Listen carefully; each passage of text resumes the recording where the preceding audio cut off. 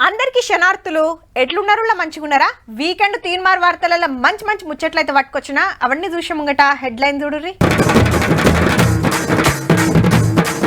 జోరుగా మైదాకు సంబురాలు, ఎర్రగా వండిన ఈ అక్కల చేతులు.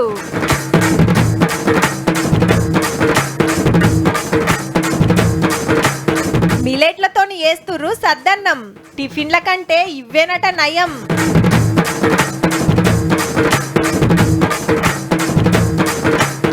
ఎడ్లు తెచ్చుకుంటుర్రు కిరాయికి, లేకుంటే నడవది మరి వ్యవసాయానికి.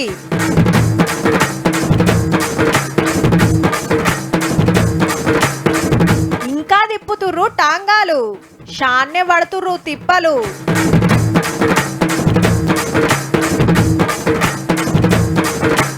ఆటోలో పెట్టిండు pan shop, చూసినోళ్ళు అయితుర్రు shock.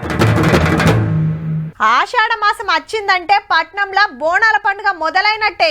Golconda Jagadambika అమ్మవారికి తొలి బోనం ఎక్కిచుడితోని షురైతే బల్కంపేట ఎల్లమ్మ కళ్యాణం, ఉజ్జయిని మాంకాలమ్మకు, లాల్ దర్వాజా సింహవాహిని అమ్మవారికి బోనాలు ఎక్కిస్తారు. ఓ నెల రోజులు జాతర. అట్లనే మా ఆడోళ్లకు ఇంకో సంబురం సుతుంటదుల్లా.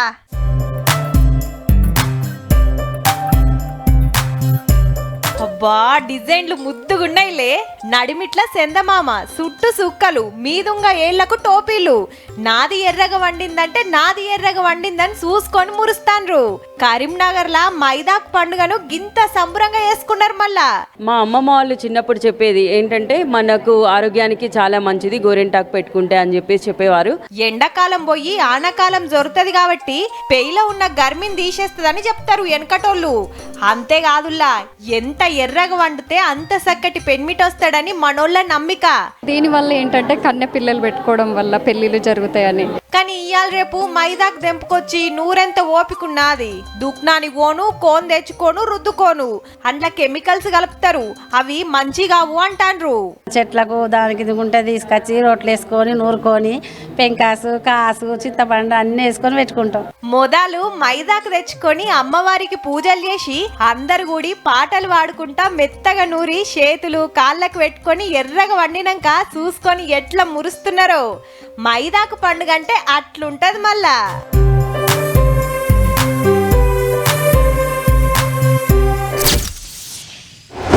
పొద్దుగాల లేవాలే, మోకం కడగాలే, పెద్ద గిలాసడు షాయ్ గుంజాలే, జరసేపైనాక నాష్ట గుమ్మాలే, పనికి పోవాలే, పగటిలింత బువ్వ తినాలే, నడిమిట్లా మళ్ళీ 2-3 షాయలు.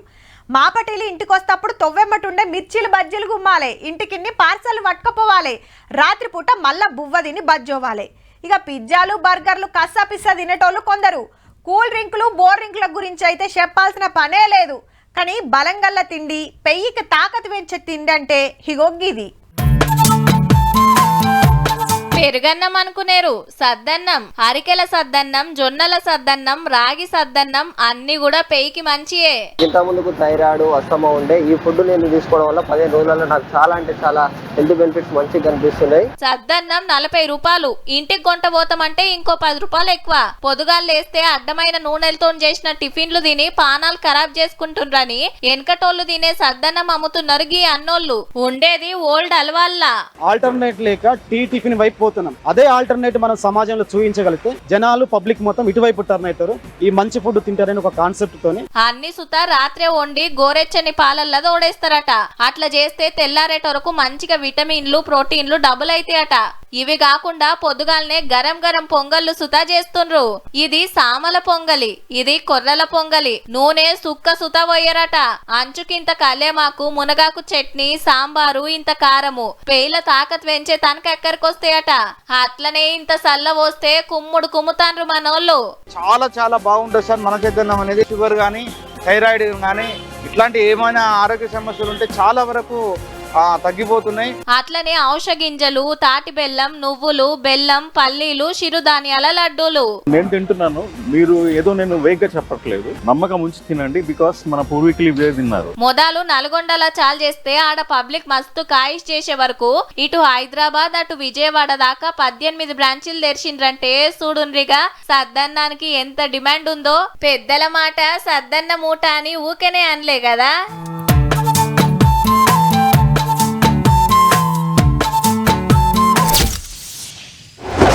బండి నడవాలంటే పెట్రోల్ ఉండాలి, కార్ నడవాలంటే డీజిల్ కావాలి, సైకిల్ దొక్కాలన్నా టైర్లకు గాలి ఉండాలి, పడవలు ఉరకాలంటే తెడ్డేయాలి, లేకుంటే వీటిల్లో ఏది ఇంచు సుత ముంగడికి పోదు.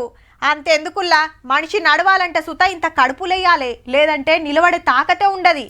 అట్లనే వ్యవసాయం నడవాలంటే మొదలు ఎడ్లుండాలి. హగో గా ఎడ్ల ముచ్చటే ఇది. ఇప్పుడంటే ట్రాక్టర్తో దున్నుతున్నారు కానీ మనం పేషెంట్లో చూసినా ఎడ్లే తిరిగేది. ఆడాడ ఉపడ్డా ఎడ్ల అల్లయ్యా అన్న నమ్మిక లేదుల్లా. అవు మరి కిరాయికి తెస్తుర్రు. కరీంనగర్ జగిత్యాల జిల్లాలోనైతే నెరి ఎడ్లుంటే వాటిని చూసుకుంటానికి పతాకం మనిషి ఉండాలి. గడ్డి కోసుకరావాలి, మేత వేయాలి, మేపుకరావాలి, నీళ్లు దాపాలి, సగులం పని ఉంటది. ఈ టెక్నాలజీ కాలంలో ఇంకా ఎడ్లతో వ్యవసాయం చేసుడేందని అందరు ట్రాక్టర్లకు మరిగిర్రు. ఎడ్లతో దున్నితే అవి నడుచుకోవాలి, పొద్దుగా లేవాలి, పెండ తీయాలి, మాత వేయాలి, ఎడ్ల గడ్డి కోసుకొచ్చారు. ఇవన్నీ బాగా బాధలు ఉంటాయని ఎవడు ఎడ్లను కొట్టలేరు. ఎకరాలకు ఎకరాలు ఉన్నోళ్ళు అంటే ట్రాక్టర్ కిరాయికి తెచ్చుకొని దున్నుతారు. ఎకరం అద్దెకరం ఉన్నోళ్ళకి ఎడ్లు లేకుంటే నడవది. అట్లని కొందామంటే ₹1,00,000 కావాలి. అంత పెట్టలేరా. అందుకే ఆడోగలు ఆసాములు సాదుతుంటే వాళ్ళ తన కిరాయికి తెచ్చుకుంటారు అన్నట్టు. 1500, 1600 తీసుకుంటారు ఎకరాన్ని. పత్తి దవర కొట్టినందుకు మడికట్ల దున్నితే 3000 అంటారు. 2500, 3000. మును పే ఊర్లో చూసినా ఎడ్లు మందలే ఉండేది. ఇప్పుడు చూద్దామన్నా కానొస్తలేవు. మరి మా ఊళ్ళో ఒకప్పుడు 100 జాతలు ఉండేవి, ఇప్పుడు 30-40 జాతలకు కూడా లేవు. ఎట్లయినా ముఖం కడుక్కున్నది ఎట్లుంటది, ముఖం కడుక్కునేది ఎట్లుంటది. ఎడ్లున్నది ముఖం తెలివి ఉంటది, ఎడ్లు లేకపోతే ముఖం నల్లగా ఉంటది. ఈ కాకోళ్ళకు మంచిగానే ఉన్నట్టున్నాయి ఎడ్లు. వ్యవసాయం సీజన్ లో ఎడ్లకు కిరాయిలు మంచిగానే వస్తుండొచ్చు. వెనకట ఒకరికొకరు నాగలు దున్నవే ఆసరయ్యేది, కానీ ఇప్పుడు అంత పైసల పని. వెనకట ఎడ్లున్న వాళ్ళం పోయినాం, ఇప్పుడు ఎడ్లు ఎవరికి లేవు కాబట్టి చేబాధలు లేదు, ఏం లేదు, ఏది పెట్టినా కిరాయి. పరిస్థితి ఇట్లనే ఉంటే అప్పట్లో వ్యవసాయం చేస్తానికి ఎడ్లు ఉండేటి అని రేపటి పోరలు చెప్పుకునే కథ అవుతుందేమో.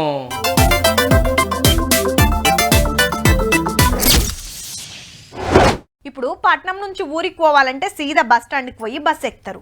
జరంత దూరం ఉంటే రైలు ఎక్కుతారు. ఇక లోకల్లో ఏడికెళ్ళి ఏడికోవాలన్నా బస్సులు, ఆటోలు, క్యాబ్లు, బైక్ ట్యాక్సీలు బొచ్చడు ఉన్నాయి. ఊర్ల నుంచి టౌన్లకు పోతానికి సుతా ఆటోలు, బస్సులే, లేదంటే ఇంటింటికి బండ్లేనాయే. లీటర్ పెట్రోల్ కొట్టిస్తారా అంటే పోయి రావచ్చు. కానీ వెనకట గివన్నీ ఎక్కడికి? అంత ఎడ్ల బండ్లు, లేదంటే కాళ్ళకు పని చెప్పుడే. అటెన్కా గివి కానొస్తుండేనుల్లా. టాంగా ఎక్కంగానే తాతకు వెనకటి రోజులు కండ్ల ముంగట గిర్రున తిరగొచ్చు. అప్పుడంటే ఊరూరుకుండే. ఇప్పుడు ఎక్కాలంటే యాదగిరి గుట్టకు పోవాల్సిందే. బస్ స్టాండ్ లో దిగంగానే పక్కకే టాంగాల అడ్డ. ఈడెక్కితిమా అంటే సీదా పాత గుట్టకు పోతాం. మంచిగా 2-3 కిలోమీటర్లు మా సంబురం అనిపిస్తదబ్బా. మనిషికి చారాన ఉండే అప్పుడు భువనగిరికి ఇడికి నడిపినాం. అప్పుడు బస్సు డిబ్బు లేదు ఇక్కడ. అప్పటి నుంచి ఆ కాలం నుంచి నడుపుకుంటూ వచ్చినాము. కానీ ఇప్పుడు కార్లు, ఆటోలు అయ్యే వరకు ఎవరు వస్తారా, ఎప్పుడు నిండుతుందా అని ఎదురు చూసుడైతోంది. ఇప్పుడు ఆటోలు వచ్చి మొత్తమే మాకు బతుకు తెరువు లేకుండా అయిపోయింది. ఏం జీవనాధారం అయినా కానీ చాలా కష్ట పరిస్థితుల్లో ఉన్నాం. నాయనలు కొట్టబట్టి, టాంగలు కొట్టబట్టి, మేము కొట్టబట్టి 150 సంవత్సరాలు అయింది. సరైన ఇండ్లు లేవు, సరైన చదువు లేవు. మాకు ఏం కొట్టుకున్నా గుర్రంతో పొద్దుదాకా కొట్టుకోవాలి, గుర్రాన్ని కష్టపెట్టాలి. ఆయితారం, సెలవు దినాలు, ఉత్సవాలప్పుడు భక్తులు మంచిగానే వస్తుంటారు కాబట్టి ఓ 300-400 లేదంటే ₹100 వస్తే అదే మా భాగ్యం. అప్పట్లా 100కు మీదుంటే ఇప్పుడు 10 మందే. డెవలప్మెంట్ పేరుతోటి టాంగా స్టాండ్ లేకుండా చేస్తే ఇప్పుడు రోడ్ల మీద ఏడబడితే ఆడ ఆపుతుండే వరకు తిప్పలైతుందట. రోడ్డు పెద్ద కావడం వల్ల టాంగా స్టాండ్ పోయింది. రోడ్ల మీద బతుకులు అవుతున్నాయి. ఓన్లీ రోడ్ల మీద పెట్టుకోవడం తప్ప ఏం గత్యంతరం లేదు. ఏ హోటల్ వాళ్ళు వచ్చి టాంగా తీయమన్నా తీయాల్సి వస్తుంది. సర్కారోళ్ళే ఏమన్నా తొవ్వ చూపిస్తే బాగుండు అంటాన్రు. గట్లనే మీరెన్నడన్నా యాదగిరి గుట్టకు పోతే ఆడికెళ్ళి పాత గుట్టకు పోవాలనుకుంటే మాత్రం టాంగా ఎక్కుర్రో పారి. ఆ రోజులు ఇంకేడ అగుపడతలేవు మరి.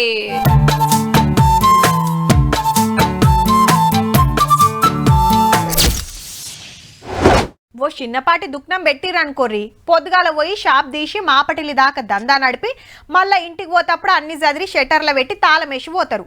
తెల్లారినాక మళ్ళీ వచ్చి దుఃఖం తెరుస్తారు.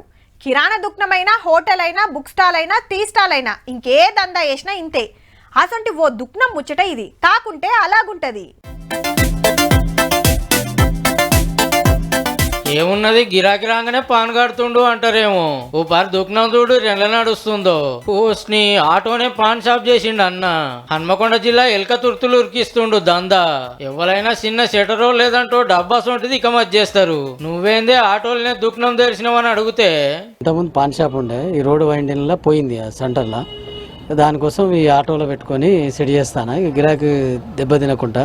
ఆగనాట రోడ్డు వెడల్పు చేస్తుంటే కాక పాన్ షాప్ కూలగొట్టిరట ఆఫీసర్లు. దందా చేయకపోతే ఇల్లు ఖర్చుడు తిప్పలైతుందా అని ఫైనాన్స్ లో ఆటో కొనికి ఉపాయం చేసిండట. షాప్ పోయింది కాబట్టి విధి లేదు ఇక అంతే అనే వేసుకోండి. దినం పొద్దుగాలనే ఆటో పట్టుకొని వచ్చుడు, అడ్డా మీద పెట్టుడు, పొద్దుందాకా పాన్లు కట్టుడు, మా పట్టీలు ఇంటి తవ్వ పట్టుడు. మొబైల్ పాన్ షాప్ చూసి తవ్వంట పోతుళ్ళంతా పరిశాన్ అవుతుర్రు. అదే ప్రభుత్వం స్పందించి తనకు ఒక చిన్న పక్క భవనం నిర్మిస్తే తనకు ప్రభుత్వ సహాయ సహకారం వల్ల తన ఉపాధి మార్గాన్ని పొందగలుగుతాడు. దుకాణాలు కూలగొట్టేటప్పుడు ఆర్టీసీ బస్ స్టాండ్ లో షట్టర్ ఇప్పిస్తామన్నారట ఆఫీసర్లు. అది అయ్యేదాకా ఇంట్లో ఉత్తగుండలేక ఇట్లా నడిపిస్తుండన్నట్టు దందా. మునుపటి కంటే గిరాకీ అట్లట్లనే అవుతుందట. ఎంతైనా దుకాణమేనాయే. ఇక చెప్పునే షట్టర్లకు మారుతుండొచ్చు గానీ ఇన్నొద్దులు మొబైల్ టిఫిన్ సెంటర్లు పండ్ల దుకాణాలే చూసినాం. కానీ పాన్ షాప్ పెట్టుడే చిత్రం ఉన్నది పోర్రి.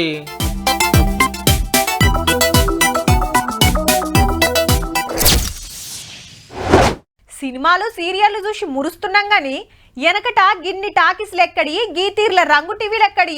అప్పట్లా టైంపాస్ అంటే ఒగ్గోళ్ళు, చిందోళ్ళు, మందెచ్చులోళ్ళు, కాకిపడుగోళ్ళు, శారదగాళ్ళు చెప్పే కథలు చూసుడే. ఓ ఊరికి కళాకారులు వచ్చిండ్రంటే 6 దినాలు అడ్డబెట్టి తీరు కథలు చెప్తుండ్రి.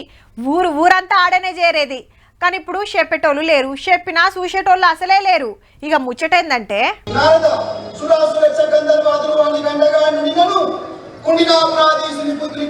అచ్చం సినిమా చూసినట్టే ఉన్నది పో.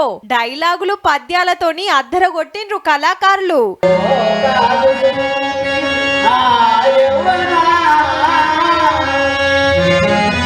రుక్మిణి కళ్యాణం పద్య నాటకం ఇది. అటు శ్రీకృష్ణుడు, ఇటు బలరాముడు, అటేమో నారద మునీంద్రుల వారు. మనోళ్ళు పద్యాలు వాడుతుంటే హన్మకొండ కాలోజీ కళాక్షేత్రం దద్దరిల్లింది పో. అన్నట్టు ఆడిటోరియం చాలైనాక ప్రదర్శించిన మొదటి నాటకం ఇదేనుల్లో. స్టేషన్ గన్పూర్కెళ్ళొచ్చిన వేణుగోపాల స్వామి నాట్య మండలి కళాకారులు ఇల్లు ఏరే పనులు చేసుకుంటా అప్పుడప్పుడు ఇసొంటి ప్రదర్శనలు ఇస్తుంటారు.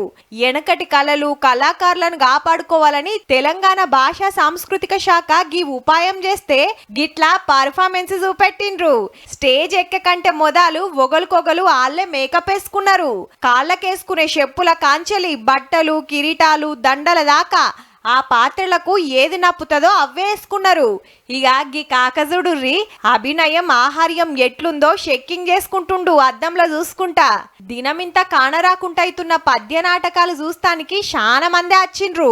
అప్పుడప్పుడు ఇసొంటి ప్రదర్శనలు పెడితేనే వెనకటి కళలు ఏమన్నా నిలబడతాయి. లేదంటే అప్పట్లో అట్లుండే ఇట్లుండే అని బొమ్మలు చూపించి ఎరక చెప్పే కథ అవుతుంది. హగో గట్ల కావద్దని తండ్లాడుతున్న పతొక్కలకు శనార్థి చెప్పాల్సిందేనుల్లా.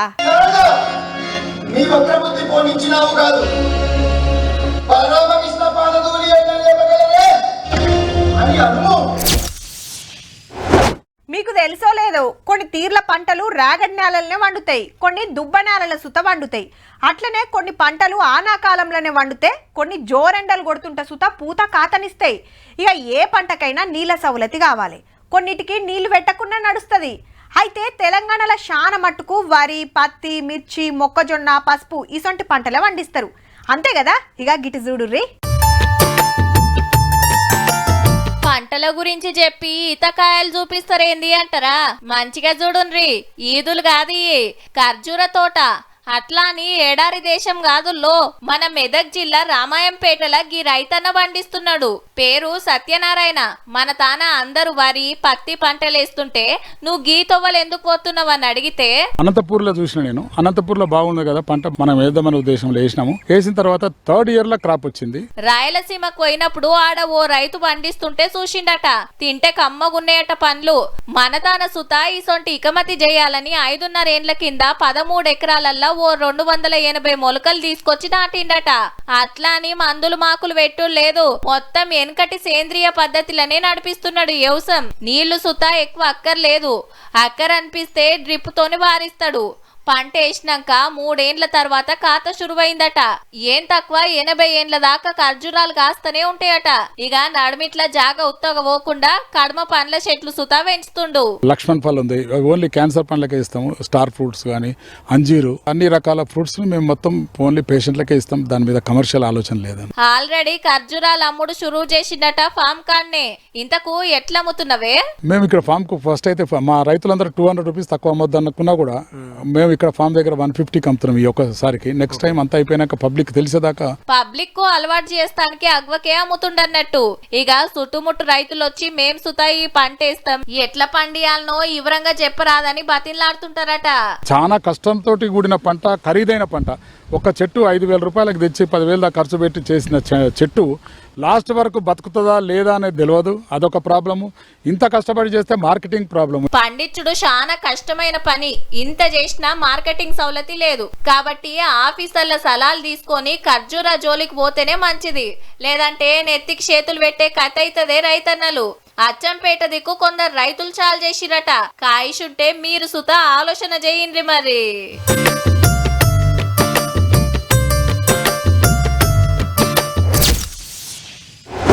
మునుపు అన్ని మట్టి గోడలతో కట్టిన గుడిసెల ఇండ్లే ఉండేటి. ఇప్పుడు అన్ని బంగుళాలేనాయే. వెనకట బంగుళాలు కోటలు కడటానికి రాళ్ళు ఆడకం చేసేది, అటెనక ఇటుకలు. ఇప్పుడైతే మొత్తం సిమెంట్ ఇటుకలే నడవబట్టే. కానీ మట్టి ఇటుకలతో కట్టిన ఇండ్లకు సిమెంట్ ఇటుకల ఇండ్లకు మస్తు ఫరాక్ ఉంటుందిలా. ఇప్పుడు గిమ్ముచ్చట ఎందుకంటే ఒకళ్ళు మట్టి పోస్తున్నారు, ఇంకోళ్ళు మిషన్ ఒత్తుతున్నారు, ఇంకోళ్ళేమో తీసుకుపోయి ఎండలు ఆరబెడుతున్నారు. ఏంటి కావచ్చు అంటారా? మట్టితోని ఇటుకలు తయారు చేస్తున్నారు. అట్లా నీళ్ళంతా పబ్లిక్ గాదుల్లో భద్రాద్రి కొత్తగూడెం జిల్లా ఆఫీసర్లు పోయిన ఐతారం సండే బ్రిక్స్ ఛాలెంజ్ అని చాలు చేసిండు కదా collector Jitesh B Patil sir. అగో గదే ట్రైనింగ్ నడుస్తుంది అన్నట్టు. మట్టితోని ఇటుకలు తయారు చేస్తే ఎంత ఫాయిదా ఉంటుందో అందరికి ఎరక చేసే కార్యం ఇది. ఆల్రెడీ సర్కార్ కట్టే గోడలు బంగ్లాలకి ఇవే ఇటుకలు ఆడకం చేస్తున్నారు. బ్రిక్స్ వాడినప్పుడు కొంత అంటే ఎక్కువ ఖర్చు ఉంటుంది, అట్లాగే మెటీరియల్ కాంపోనెంట్ పరంగా కూడా ఉంటుంది. సార్ ఆలోచించింది ఏంటంటే ముందులో కూడా మనం వేస్ట్ కాంపోనెంట్ ఎక్కువ ఉండే విధంగా, తర్వాత పర్యావరణ హితంగా ఉండటానికి మట్టి ఇటుకలు ఉపయోగపడతాయని చెప్పేసి ఉపాధి పనుల సుత పెట్టించే ఉపాయం చేస్తుర్రట. ఇక మట్టి ఎట్లా కలపాలి, ఎంత తీసుకోవాలి అని పెద్ద ఆఫీసర్లు చెప్తుంటే వీళ్ళు చేసుకుంటా పోతుర్రు. 170 వాళ్ళు మట్టి, 15 వాళ్ళు సిమెంట్, 15 వాళ్ళు సున్నం కలిపి ఈ మిషన్ లేసి ఒత్తుతో అయిపోయాయి. ఏక్ నెంబర్ మట్టి ఇటుకలు రాడి. ఈ ఇటుకలతో ఏం కట్టినా వాతావరణానికి ఏం కాదు, అగ్వల్ అయిపోతుంది. ఎవరింటికాడాలే తయారు చేసుకోవచ్చు. మళ్ళా బందోబస్తుగా ఉంటాయి గోడలైనా ఇండ్లు కట్టినా. అన్ని జిల్లాల్లో ట్రైనింగ్ ఇస్తే మంచిగానే అక్కడికి వస్తట్టుంది.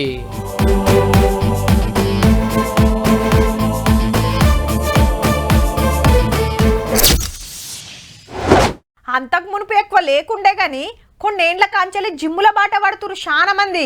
సినిమోళ్ళు సిరిమంతులే ఇన్నొద్దులు జిమ్లకు పోయి చెమట తీసేది చెత్త వెరగకుండా. అడ్డమైన బీమార్లు వచ్చి పాడైతుండే వరకు పానం కాపాడుకుంటానికి అందరు ఎక్సర్సైజ్ చేస్తుర్రు అన్నట్టు. ఇక ఆటగాళ్ళు బాడీ బిల్డర్లు ఎప్పటికీ వేస్తూనే ఉంటారు. హగో అసంటి ఓ జిమ్ము ముచ్చట ఇది. అన్నిటి లెక్క కాదుల్లా.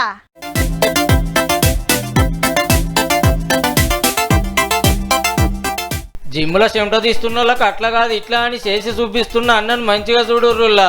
ఏ ఎక్సర్సైజ్ ఎట్లా చేస్తే ఫాయిదా ఉంటది, ఎట్లా చేస్తే తిప్పలు అవుతుంది అని వివరంగా చెప్తున్నాడు. అన్నే జిమ్ ట్రైనరు. కానీ అందరి లెక్క కాదుల్లో మాట రాదు, చెవులు వినబడాయి. అంత సైగల మించెళ్ళే. అగో ఎవరన్నా ఏదైనా చెప్పాలనుకుంటే ఇట్లా ఫోన్లలో రాసి చూపిస్తున్నారు. కొందరు సైగలతోనే మాట్లాడుతుర్రు. నేపాల్ దేశం కాఠ్మండూలో 8 ఏళ్ల కాంచెల్లి జిమ్ నడుపుతున్నాడు అన్న. పేరు ఉదితు. చిన్నప్పటికెంచే ఆటలంటే బగ్గ కాయిశాడు. వాలీబాల్ ఆటల తోపు. మళ్ళా ఇక దినం ఎక్సర్సైజులు చేసుకుంటా జిమ్ చేసుకుంటా బాడీ పెంచిండు. దివ్యాంగునివి నీకెందుకు ఆటలు, సపరేట్ ఏదైనా పని చేసుకోక అని మస్తు మందే డిచ్చిర్రట. అయినా మనోడు జిమ్ల శరీకై చెమట తీసిండు. అదే జిమ్ముని 8 ఏళ్ల కింద మనోడు తీసుకొని నడిపిస్తున్నాడు. అన్న ట్రైనింగ్ నచ్చి చాలా మంది వస్తుండటతోని ఇరాం లేకుండా నడుస్తుంది. కొత్తగా శరీకైన వాళ్ళకి అడ్మిషన్ ఫీజు 1000, నెలకు 3000, 3 నెలల ఫీజు ఒక్కపారే కడితే 7500, 6 నెలలకు 12000, ఏడాదికి 20000 తీసుకుంటాడు. అంతేకాదు అన్న బాడీ బిల్డింగ్ పోటీల్లో నేపాల్ కు బిల్లలు పట్టుకతుడే కాదు, అసంటోళ్ళను బొచ్చెడు మందిని తయారు చేసిండు కూడా. మంది మాటలు పట్టుకొని అయ్యో అని ఊకోకుండా చెమట తీసిండు. 10 మందికి ట్రైనింగ్ ఇచ్చుకుంటా రంది లేకుండా బతుకుతుండ అన్నట్టు.